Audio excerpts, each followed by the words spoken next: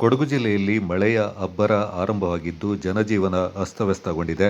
ಕಳೆದ 3-4 ದಿನಗಳಿಂದ ಉತ್ತಮ ಮಳೆಯಾಗ್ತಾ ಇದ್ದು ಕೃಷಿಕರಲ್ಲಿ ಹಾಗೂ ಕಾವೇರಿ ಕಣಿವೆಯ ಎಲ್ಲ ನಾಗರಿಕರಲ್ಲಿ ಸಂತಸ ತಂದಿದೆ.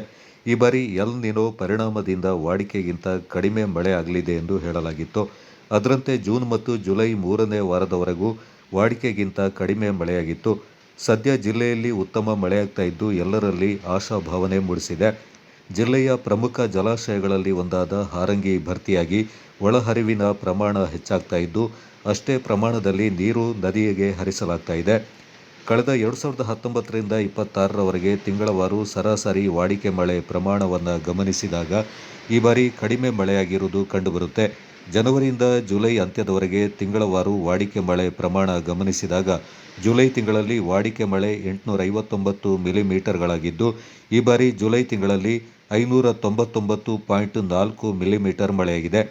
ಆದರೆ ಜೂನ್ ತಿಂಗಳಲ್ಲಿ ವಾಡಿಕೆ ಮಳೆ 534 ಮಿಲಿಮೀಟರ್ ಆಗಿದ್ದು 2026ರ ಜೂನ್ ತಿಂಗಳಲ್ಲಿ 197.7 ಮಿಲಿಮೀಟರ್ ಮಾತ್ರ ಮಳೆಯಾಗಿದೆ. ಹಾಗೆಯೇ ಮೇ ತಿಂಗಳಲ್ಲಿ 133 ಮಿಲಿಮೀಟರ್ ವಾಡಿಕೆ ಮಳೆಯಾಗಿದ್ದು 76.4 ಮಿಲಿಮೀಟರ್ ಮಾತ್ರ ಮಳೆಯಾಗಿದೆ. ಏಪ್ರಿಲ್ ತಿಂಗಳಲ್ಲಿ 84.4 ಮಿಲಿಮೀಟರ್ ವಾಡಿಕೆ ಮಳೆಯಾಗಿದ್ದು 20.6ರಷ್ಟು ಮಾತ್ರ ಮಳೆಯಾಗಿದೆ.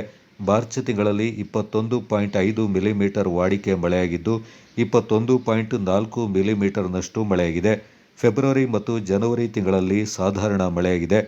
ಒಟ್ಟಾರೆ ಕಳೆದ 2018ರಿಂದ 25ರವರೆಗೂ ಮಳೆಯ ಪ್ರಮಾಣವನ್ನು ಗಮನಿಸಿದಾಗ ಜುಲೈ ತಿಂಗಳಲ್ಲಿ ಸಾಮಾನ್ಯ ಮಳೆಯಾಗಿ ಆಗಸ್ಟ್ ತಿಂಗಳಲ್ಲಿ ಹೆಚ್ಚಿನ ಮಳೆಯಾಗಿರುವುದು ತಿಳಿದುಬರುತ್ತೆ. ಪ್ರವಾಹ ಪರಿಸ್ಥಿತಿ ಇರೋದರಿಂದ ವಾಹನ ಮತ್ತು ಸಾರ್ವಜನಿಕರ ಸಂಚಾರ ನಿಷೇಧಿಸಿದೆ. ಕೈಯವರ ಮೇಲೆ ಓಡಾಡ್ಬೋದು, ಕೆಳಗಡೆ ಓಡಾಡೋದಿಲ್ಲ.